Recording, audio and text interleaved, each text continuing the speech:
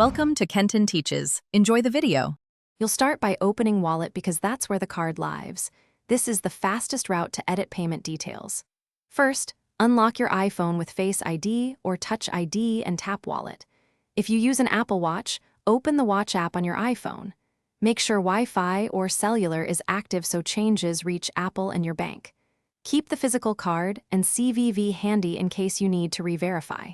Once ready, locate the card and tap the three dots to view settings. Now you'll change specific details.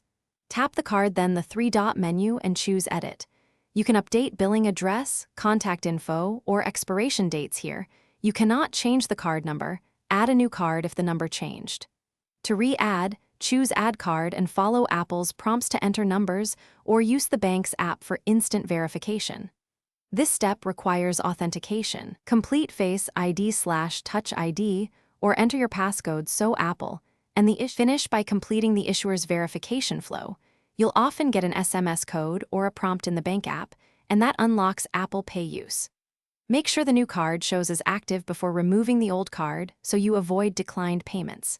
If something goes wrong, restart Wallet or the device, toggle Apple Pay in settings, and then contact your bank for a manual reset.